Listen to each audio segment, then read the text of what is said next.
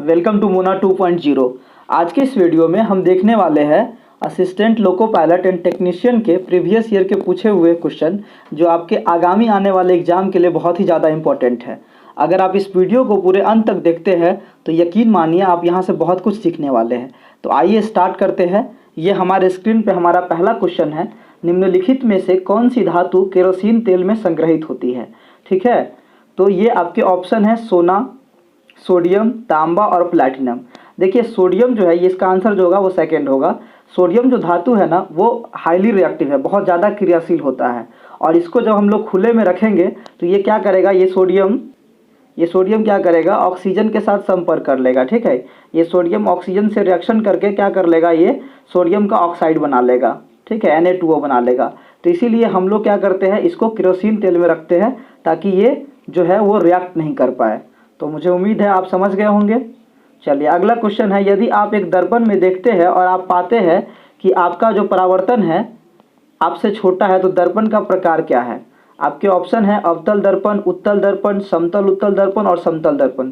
तो देखिए उत्तल दर्पण से बना हुआ प्रतिबिंब जो है ना हमेशा छोटा होता है, काल्पनिक होता है, सीधा होता है और वस्तु से हमेशा छोटा होता है। तो इसलिए इसका आंसर क्या हो जाएगा, सेकेंड हो जाएगा। ठीक है, second option is the right. समझ गए। चलिए अगले क्वेश्चन में चलते हैं हम लोग। हमारा अगला क्वेश्चन है 20 सेंटीमीटर की वक्रता के त्रिज्या वाले एक अवतल दर्पण की फोकस दूरी क्या होगी। देखिए ये एक न्यूमेरिकल है, तो यहाँ पे जो डेटा गिवन है पहले उसको आप राइट डाउन कर लीजिए। देखिए तो क्या दिया हुआ है, वक्रता त्रिज्या दिया हुआ, आर का वैल्यू कितना है 20 सेंटीमीटर है। ठीक है, तो आपसे पूछ रहा है कि एफ जो है वो क्या होगा। तो एफ बराबर क्या होता है, R/2 होता है। ठीक है, तो क्या हो जाएगा आपका 20/2 इक्वल टू क्या आ जाएगा 10 सेंटीमीटर। तो इसका आंसर क्या हो जाएगा, थर्ड जो है वो सही हो जाएगा। चलिए अगला क्वेश्चन है इसी में कि 5 मीटर प्रति सेकेंड की गति से गतिशील 22 kg वजन वाले वस्तु की गतिज ऊर्जा क्या होगी। बहुत ही सिंपल क्वेश्चन है। आप इसको कैसे बनाएंगे, देखिए जब भी न्यूमेरिकल आए तो मैं पहले से कह रहा हूँ आपको, जो डेटा गिवन है उसको पहले आप राइट डाउन कर लीजिए। तो वेलोसिटी दिया हुआ है, नहीं वेलोसिटी कितना है 5 मीटर पर सेकेंड है, और आपका जो मास है, मास कितना है वो 22 kg है। तो आपसे पूछ रहा है गतिज ऊर्जा अर्थात काइनेटिक एनर्जी। काइनेटिक एनर्जी बराबर क्या होता है, हाफ mv²। ठीक है, इस फॉर्मूला को आप लगाएंगे और यहाँ पे जब आप वैल्यू रखेंगे हाफ m के जगह पे कितना रखेंगे 22 रखेंगे, और v का स्क्वायर अर्थात क्या हो जाएगा ये 25 हो जाएगा। ठीक है, तो यहाँ से जब आप इसको सॉल्व करेंगे तो आपका आंसर जो है वो कौन सा आ जाएगा 275 जूल आ जाएगा। तो ये समझ गए होंगे। चलिए आगे हम लोग चलते हैं। हमारा अगला क्वेश्चन है, कठोपनिषद में नचिकेता नाम का एक किशोर और एक देवता के बीच हुई बातचीत दर्ज है। निम्नलिखित में से कौन सा देवता नचिकेता से बात कर रहा है। देखिए कठोपनिषद में जो है ना नचिकेता नामक एक बालक है जो कि भगवान यम से बात करता है। ठीक है, तो आप अगर यहाँ पे इसका आंसर क्या हो जाएगा, भगवान यम हो जाएगा। आप इसके बारे में ज़्यादा डिटेल जानना चाहेंगे तो कठोपनिषद जो है आप पढ़िएगा, बहुत ही अच्छी पुस्तक है, तो वहाँ से आपको इसके बारे में डिटेल इन्फॉर्मेशन मिल जाएगा। तो इसका आंसर क्या हो जाएगा, भगवान यम हो जाएगा।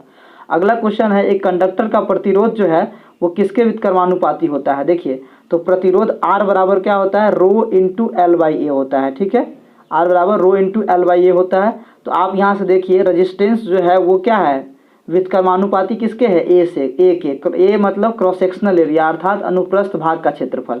तो इसलिए इसका आंसर क्या हो जाएगा 1 हो जाएगा। अगर यहीं पे आपसे पूछता कि प्रतिरोध किसके समानुपाती होता है तो क्या कहते, R directly proportion to L। Resistance जो है वो लेंथ के समानुपाती होता। तो आप यहाँ से दोनों बात समझ गए। चलिए अगला क्वेश्चन है, थायरॉक्सिन के संश्लेषण के लिए निम्नलिखित में से क्या आवश्यक है। देखिए थायरॉक्सिन जो है ना वो क्या है, एक मतलब कि वृद्धि एक हार्मोन है। ठीक है, जो कि थायराइड ग्रंथि से स्रावित होता है, और इस थायरॉक्सिन के संश्लेषण के लिए आयोडीन की जरूरत होती है। इसलिए इसका आंसर क्या हो जाएगा, थर्ड हो जाएगा। अगला क्वेश्चन है, जीएसटी लागू करने वाला पहला देश कौन था। देखिए जीएसटी लागू करने वाला पहला जो देश था ना वो फ्रांस था। ठीक है, फ्रांस 1954 में जीएसटी लागू किया था। ठीक है, तो ये फर्स्ट कंट्री था। तो आप ये ध्यान रखेंगे फ्रांस कब जीएसटी लागू किया था, 1954 में लागू किया था फ्रांस। और जीएसटी का फुल फॉर्म क्या होता है, गुड्स एंड सर्विस टैक्स। ठीक है, और भारत इंडिया कब जीएसटी लागू किया था, तो 1 जुलाई 2017 को जीएसटी लागू किया था। और जीएसटी लागू करने वाला भारत जो है वो 161वां देश है। ठीक है, कौन सा देश है, 161वां देश है। जहाँ फ्रांस पहला देश है वहीं जो हमारा इंडिया है, भारत है, वो 161वां देश है। और ये कब जीएसटी लागू किया था भारत? 1 जुलाई 2017 को लागू किया था। इसीलिए 1 जुलाई को प्रत्येक वर्ष हम लोग जीएसटी दिवस के रूप में मनाते हैं। तो ये आप समझ गए। अगला क्वेश्चन है, निम्नलिखित में से किसने रासायनिक संयोजन के 2 महत्वपूर्ण नियमों की स्थापना करके रासायनिक विज्ञान की नींव रखी थी? ठीक है, तो इसका आंसर क्या हो जाएगा? लेवोजियर हो जाएगा। लेवोजियर, जिसे फादर ऑफ केमिस्ट्री कहते हैं, रसायन विज्ञान का पिता अर्थात रसायन विज्ञान का जनक भी कहते हैं। देखिए वे 2 महत्वपूर्ण नियम कौन कौन था, पहले इसको समझिए। लेवोजियर ने यह कहा था कि मास can neither be created nor be destroyed. ठीक है, मास को ना तो उत्पन्न किया जा सकता है और ना ही उसको मतलब क्रिएट किया जा सकता है और ना ही उसको खत्म किया जा सकता है, डिस्ट्रॉय किया जा सकता है। दूसरा, उसने ये कहा था कि जितना किसी भी रासायनिक समीकरण में जितना रिएक्टेंट का मास होता है उतना ही प्रोडक्ट का भी मास होता है। ठीक है, तो इस दोनों नियम के आधार पे ही उसने क्या किया था? रसायन विज्ञान की नींव रखी थी। तो इसलिए इसका आंसर क्या हो जाएगा? लेवोजियर हो जाएगा। अगला क्वेश्चन है, देखिए ये क्वेश्चन हम पहले भी करवा चुके हैं आप लोगों को, तो अगर आप पीछे का वीडियो हमारा देखे होंगे तो इस क्वेश्चन को आप आराम से लगा सकते हैं। तत्व ए, बी और सी जो है डबरेनर ट्रायड के रूप में व्यवस्थित है। यदि ए का परमाणु द्रव्यमान 7 है और सी का 39 है तो बी का परमाणु द्रव्यमान क्या होगा? ठीक है, इस क्वेश्चन को आपको करना है तो आप कैसे बनाएंगे? देखिए 3 है जो है ये दिया हुआ, ए का परमाणु कितना है? 7 है और सी का कितना है? 39 है। तो डोब्रेनर क्या कहता है? कहा था कि अगर मान लीजिए 3 एलिमेंट है ए, बी और सी, तो पहले और अंतिम तत्व के परमाणु द्रव्यमान का जो औसत होगा ना, वो बीच वाले तत्व के परमाणु द्रव्यमान के बराबर होगा। अर्थात ये जो है आपके यहाँ से 7 + 39 डिवाइडेड बाई क्या करेंगे? 2 करेंगे, तो यहाँ से आ जाएगा क्या? 46/2 दैट इज 23 आएगा। ठीक है, तो 23 हो जाएगा बी का परमाणु द्रव्यमान। इसमें गलत दिया हुआ आंसर, इसका आंसर जो होगा वो 23 हो जाएगा। तो ये समझ गए। चलिए अगला क्वेश्चन है, सेल्सियस से केल्विन पैमाने पर तापमान को बदलने के लिए आपको निम्न में से क्या करना होगा? देखिए 0 डिग्री सेल्सियस बराबर कितना होता है? 273 केल्विन है, 273 केल्विन होता है। आप इसको याद रखेंगे। और किसी भी अगर मान लीजिए कोई भी चीज़ अगर डिग्री सेल्सियस में है और उसको केल्विन में बदलना है तो आप क्या करेंगे? 273 ऐड कर देंगे। जैसे अगर आपसे पूछा जाएगा कि 15 डिग्री सेल्सियस बराबर कितना केल्विन होता है, तो आप क्या करेंगे? 273 में 15 ऐड कर देंगे, तो आपको वहाँ से आंसर निकल जाएगा। तो इसलिए इसका आंसर क्या हो जाएगा? 1 हो जाएगा। दिए गए तापमान में 273 जोड़े। अगला क्वेश्चन है, 2016 में ओलंपिक खेल कौन से शहर में आयोजित हुए थे? ठीक है, देखिए ओलंपिक खेल जो हुआ था वो रियो डी जेनेरियो में हुआ था 2016 में। तो ओलंपिक खेल जो है प्रत्येक 4 वर्ष पे होता है, तो इस बार जो होता है वो 2020 में होता। जो ये कहाँ होने वाला था? जापान के टोक्यो शहर में होने वाला था, लेकिन ये कोरोना वायरस की वजह से इसको पोस्टपोन कर दिया गया है। अब ये ओलंपिक जो है वो 2021 में होगा, जापान में ही होगा। और ये आपके 23 जुलाई से लेकर के 8 अगस्त के बीच में होगा। ठीक है, तो अगर आपसे अगर ये वाला ओलंपिक का अगर क्वेश्चन पूछेगा तो आप आराम से लगा सकते हैं। ठीक है, दोनों याद रखेंगे। अगला क्वेश्चन है, कौन से भारतीय मुख्यमंत्री के पिता जो है वो महाराज थे? देखिए पंजाब के जो मुख्यमंत्री है कैप्टन अमरिंदर सिंह, उनके पिता जो थे वो कौन थे? महाराज थे। तो ये अमरिंदर सिंह कहाँ के मुख्यमंत्री हुए? पंजाब के। चलिए अगला क्वेश्चन है, धातु जब अम्ल के साथ अभिक्रिया द्वारा क्या उत्पन्न करती है? धातु, देखिए धातु आपको पता है कि सोडियम क्या एक धातु है और हाइड्रोक्लोरिक अम्ल HCl। ठीक है, तो धातु जब अम्ल के साथ अभिक्रिया करेगा तो सोडियम क्या है? हाईली रिएक्टिव होता है किससे? हाइड्रोजन से। तो इस हाइड्रोजन को क्या करेगा? विस्थापित कर देगा और ये इसके साथ रिएक्शन क्या बना लेगा? NaCl बना लेगा। ठीक है, तो आप यहाँ से क्या देख रहे हैं? NaCl क्या है? लवण है, सॉल्ट है। तो धातु जब अम्ल के साथ अभिक्रिया करता है तो लवण और हाइड्रोजन का निर्माण करता है। चलिए अगला क्वेश्चन है, क्लोरीन गैस का उपयोग निम्न में से किसके निर्माण में किया जाता है? बहुत ही इंपॉर्टेंट क्वेश्चन है। ठीक है, यहाँ से देखिए आपको ये समझना है, क्लोरीन गैस जो है, क्लोरीन गैस का उपयोग किसके निर्माण में किया जाता है? ब्लीचिंग पाउडर के बारे में पहला ऑप्शन है और यही बताया गया कि ये सही है। कैसे ये सही है इसको पहले समझिए। देखिए ब्लीचिंग पाउडर का निर्माण कैसे होता है? ये होता है आपके कैल्शियम हाइड्रोक्साइड। कैल्शियम हाइड्रोक्साइड को हम लोग किस किस नाम से जानते हैं? पहले तो यही पूछता है एग्जाम में। इसको हम लोग कहते हैं बुझा हुआ चूना। इसका तो एक नाम हो गया बुझा हुआ चूना। दूसरा इसको हम लोग उसी को इंग्लिश में कहते हैं सेलेक्ट लाइम कहते हैं। ठीक है, और इस जो बुझा हुआ चूना है ना, इस पे जब क्लोरीन गैस को प्रवाहित करते हैं तो ये क्या करता है? यहाँ से CaOCl2 का निर्माण करता है और जल का निर्माण करता है, अर्थात H2O का निर्माण करता है। ठीक है, तो ब्लीचिंग पाउडर का जो फॉर्मूला होता है ना, वो क्या होता है? आपके CaOCl2 होता है। ब्लीचिंग पाउडर को हिंदी में हम लोग विरंजक चूर्ण कहते हैं। तो कई बार एग्जाम में तो यही पूछ लेगा कि विरंजक चूर्ण का फॉर्मूला क्या होता है, तो आप क्या कहेंगे? CaOCl2 कहेंगे। ठीक है। दूसरा देखिए, दूसरा दिया हुआ है क्या, धुलाई soda, washing soda. Washing soda का फॉर्मूला क्या होता है, Na2CO3.10H2O, सोडियम कार्बोनेट इसको हम लोग बोलते हैं, ठीक है। या आप आगे बोलना चाहेंगे तो सोडियम कार्बोनेट डेकाहाइड्रेट। तो ये हो गया आपके वाशिंग सोडा का फॉर्मूला। अगला है बेकिंग सोडा। बेकिंग सोडा का फॉर्मूला क्या होता है, देखिए बेकिंग सोडा का फॉर्मूला होता है आपके क्या, NaHCO3, सोडियम हाइड्रोजन कार्बोनेट या सोडियम बाइकार्बोनेट। अगला आपके बेकिंग पाउडर क्या होता है, देखिए ये जब बेकिंग सोडा में जब टार्टरिक अम्ल को मिला देते हैं ना, कौन से अम्ल को मिला देते हैं, टार्टरिक अम्ल। टार्टरिक अम्ल किस में होता है, इमली में होता है। ये क्वेश्चन भी पूछता है एग्जाम में कि टार्टरिक अम्ल किस में होता है, इमली में होता है। तो जब बेकिंग सोडा में टार्टरिक अम्ल को मिला देते हैं तो उससे जो बनता है उसी को हम लोग बेकिंग पाउडर कहते हैं। और इस बेकिंग पाउडर का जो यूज है ना हम लोग किस में करते हैं, कोई भी स्पॉन्गी चीज़ हो गया, जैसे मान लीजिए कि आप घर में ब्रेड बनाते हैं या फिर केक बनाते हैं या फिर पाव रोटी बनाते हैं, तो उसको स्पॉन्गी करने के लिए मतलब फुलाने के लिए हम लोग क्या करते हैं, बेकिंग पाउडर का यूज करते हैं। अगर केवल डायरेक्ट बेकिंग सोडा डालेंगे तो क्या होगा कि वो फूलेगा नहीं, ठीक है ना, वो स्पॉन्गी नहीं हो पाएगा, वो बेकार हो जाएगा। इसीलिए हम लोग बेकिंग पाउडर का यूज करते हैं। तो यहाँ एक क्वेश्चन से आपके देखिए 5-7 क्वेश्चन तैयार हो गए, ठीक है। तो अगर आपको मेरा वीडियो पसंद आ रहा होगा तो मेरे चैनल को ज़रूर से ज़रूर सब्सक्राइब करिएगा और बेल आइकन पे क्लिक कर दीजिएगा और अपने दोस्तों के बीच भी इसको शेयर करिए ताकि हम और अच्छे से क्वेश्चन को बना सके। अगला क्वेश्चन है, 2 kg के एक द्रव्यमान वाली वस्तु की ओर 20 मीटर प्रति सेकंड के प्रारंभिक वेग से फेंकी जाती है तो 2 सेकंड का उसकी गतिज ऊर्जा कितनी होगी। देखिए गतिज ऊर्जा जो होगी ऊपर की तरफ फेंक रहा है, ठीक है, मतलब क्या है, ऊंचाई भी है, तो इसका मतलब क्या होगा, स्थितिज ऊर्जा होगा, गतिज ऊर्जा होगा ही नहीं यहाँ, इसलिए इसका आंसर क्या हो जाएगा, 0 जूल हो जाएगा। समझ गए, देखिए आपको बस घुमाने के लिए क्वेश्चन पूछा था। अगला क्वेश्चन है हमारा, 4 किलोग्राम वजनी एक वस्तु स्थिर स्थिति में है, निरंतर बल लागू होने पर यह 5 मीटर प्रति सेकंड ये गति प्राप्त करती है, तो बल द्वारा किया गया कार्य क्या होगा।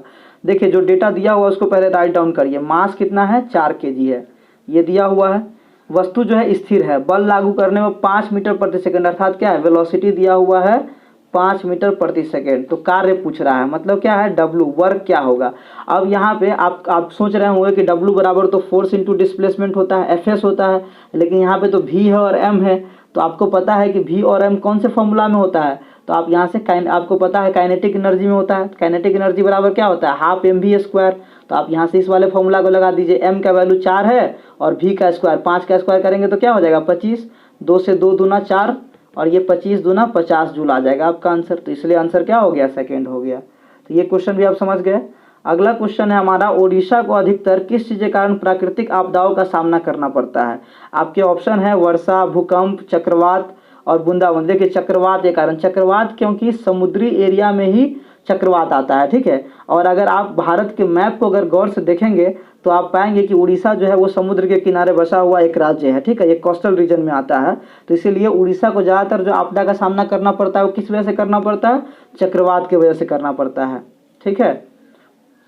चलिए, दादा साहब फाल्के पुरस्कार किस क्षेत्र में महत्वपूर्ण सार्वजनिक उपलब्धि के लिए दिया जाता है। तो ये बहुत अच्छा क्वेश्चन है।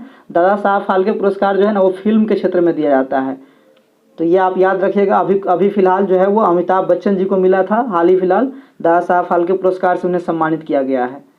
अगला क्वेश्चन है, मध्य प्रदेश का संबंध हीरे से ठीक वैसा ही है जैसा ही कर्नाटक का संबंध है। देखिए हीरा जो है ना, हीरा मध्य प्रदेश में बहुत ज़्यादा पाया जाता है। सबसे ज़्यादा भारत में अगर कहीं पे हीरा पाया जाता है तो कहाँ पाया जाता है, मध्य प्रदेश में। आप सुनिएगा हीरा पन्ना ज्वेलर्स भी नाम सुनते होइएगा। तो यहाँ पे मध्य प्रदेश में 2 खान है, पन्ना और सतना, मतलब सॉरी पन्ना और सतना, दो जिला है। इस दोनों जिलों में जो है भारत के अधिकांश हीरे जो है ना यही दोनों जिले में पाए जाते हैं।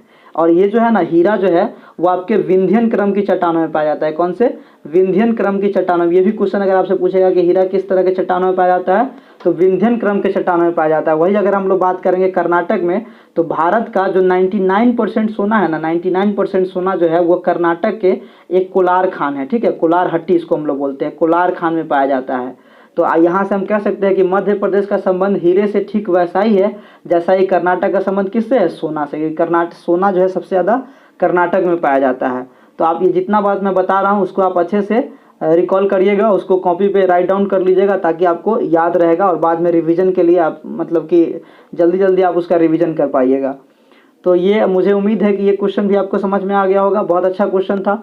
इसी में अगर आपसे ये पूछता, अगर मान लीजिए कोहिनूर हीरा के बारे में, तो कोहिनूर हीरा जो है ना वो आपके पाया जाता है कहाँ, गोलकुंडा में। और ये गोलकुंडा कहाँ है, गोलकुंडा ही खान में कोहिनूर हीरा पाया जाता है और गोलकुंडा आपके आंध्र प्रदेश में है। कहाँ है? आंध्र प्रदेश में है।